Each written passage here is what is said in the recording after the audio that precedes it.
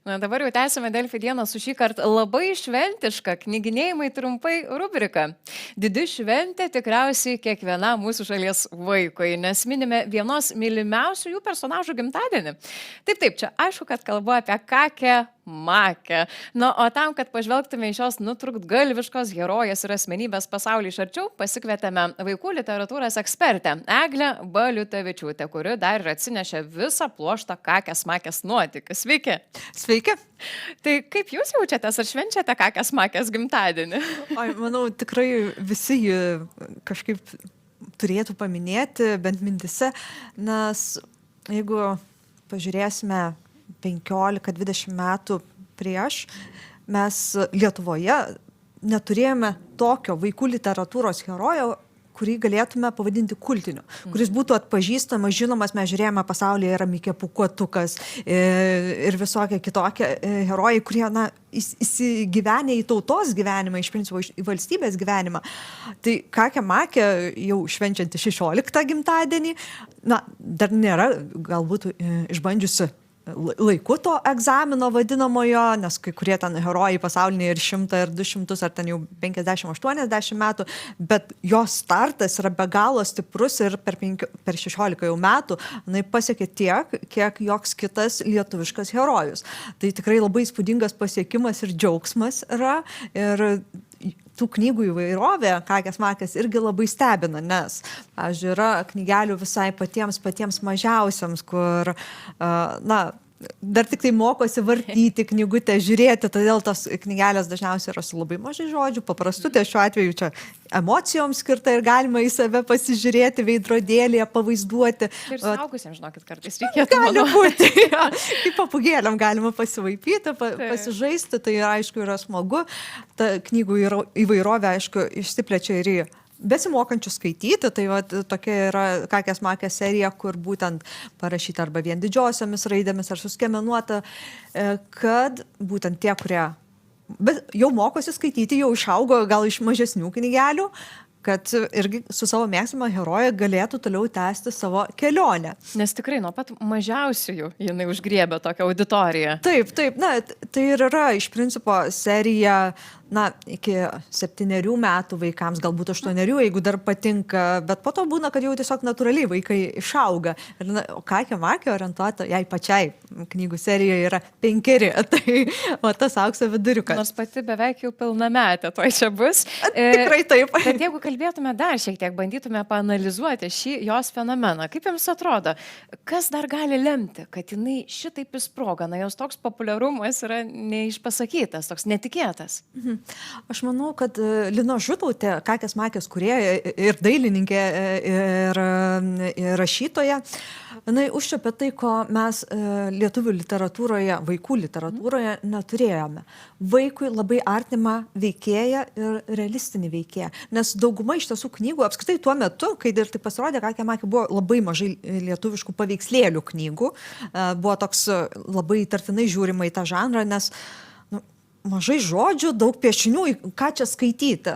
Mes per tuos metus iš tikrųjų išmokome kaip tauta ir vaikam pateikti, kad paveikslėlių knyga yra vertinga. Ir tikrai ilgą laiką labai dominavo požiūris, kad patiems mažiausiams reikia pasakų, pasakinio pasaulio ir panašiai, bet tikrai taip nebūtinai yra. Ir Kakė Makė, realistinis herojus, aišku, čia yra ir pasakinių kai kur elementų, bet iš principo jinai realistinis yra, gyvena labai įprasta. Ir jos problemos, su kuriomis iššūkiai gyvenimiški, yra vaikam artimi, jie atpažįstami, tai nėra kažkokie dideli herojiški žygiai, bet visiškai kasdienybė, kaip, pavyzdžiui, neišgirsti, bijai tamsos, ar bijai nueiti pas odontologą, ten susiduri su dantukų fėja ir panašiai. Tiesiog labai tokios artimos. Tai, ką vaikai mato ir nori sužinoti daugiau, o kaip išspręsti tą problemą. Nes kai suaugusiai pasako nebijok tamsos, tai vaikui tai yra 0. Ką reiškia nebijoti tamsos, jeigu tu bijai? Taip, vaikas patiria pasaulį. Magiškai neįvyks. Kakė Makė, per jos emocijas. Taip, bet per nuotykį, per patyrimą, kaip kitas išmoko, tu irgi mokaisi naujų dalykų. Juk iš vyresnio brolio būtent mokaisi labai daug. Savo ant kelių, čia matau, jau turite gimtadienio tokią specialią labai knygą. Įspūdingą, didžiulę. Tai iš tikrųjų yra 15 gimtadienį išleistas leidimas riboto tiražo, kurio jau netiek ir daug belikę, bet tai tikrai įspūdingas rinkinys, kuris savyje turi net 13 pirmųjų tų standartinių kakės makės knygų, jos tiesiog į vieną gražų ir paspalvintą leidimą yra sudėtos, tai tiem, kurie galbūt naujai vaikų kartai ieško dovanos, tai manyčiau, kad šitas visas rinkinys yra nuostabi dovana. Čia visiškas lobynas, matau, būtent. Ir paveikslėliai, visos iliustracijos. Viskas čia visos pilnos knygos, jos tiesiog sudėtos į vieną didelę knygą. Tai dėl to labai patogu turėti, nes jeigu vietos namuose mažai, galiu pasakyti, kad aš visas šitas turiu knygas, jos užima gerokai daugiau vietos negu viena šita. Tai vien dėl to geriau taupant vietą turėti vieną didelį ir gražų leidimą, kadangi yra tokia galimybė. Taip, ir atsiminimui gražu turėti. Sakyčiau, tokią knygą, visą seriją nepamesi, nes pasimeta po vieną knygelę. Gali kur nors kur nors ten palovas, dar kažkur, čia viena ir viskas aišku. Taip. Tai keliaukim toliau, matau, esate jau pasiruošusi. Tikrai taip. Didžiausia lobį. Taip, čia vėlgi Linos Žutautės sukurta naujausia kakės makės istorija, paslėptas lobis, labai graži tokia šeimyninė istorija apie tai, kas yra svarbiausia, kas yra didžiausias lobis gyvenime. Kai kam tai atrodo, kad ten, nežinau, aukso skrynę surasti. Saldainių maišelį. Nu, šiuo atveju čia šeima paplūdimyje kasa duobes ir taip kasa, kad netgi pasimeta tose duobėse, bet ką atranda? Patys save, vieni kitus atranda, tai buvimą kartu, tą laiką kartu, džiaugsmą, kai esi kartu su kitais, nes tai yra didžiausias lobis mūsų gyvenime. Ir aišku, labai natūralu, kad vaikai taip dar negalvoja, jie labai konkrečiais dalykais mąsto, bet pradėti diegti vertybės, tai kas iš tiesų yra gyvenime svarbiausia, nes visokie daiktai, žaislai yra labai nuostabu ir jų reikia ir mes suaugusiojo juos mėgstam kitokiamis formomis negu vaikai. Bet vis dėlto mes norime turbūt kaip suaugusi perduoti tą žinutę, kad tai svarbu, bet ryšys yra iš tiesų pats svarbiausias dalykas gyvenime. Prieš tai, kaip tik tai pokalbėje kalbėjome apie laiką ir jo prasme, tai turbūt smagu būtų, ar ne? Jeigu jau mes visi vaikai būdami žinotume, kad tas laikas yra baigtinis ir tada turbūt dar labiau mes vertiname, mes labiau mėgaujamės tuo buvimu čia ir dabar.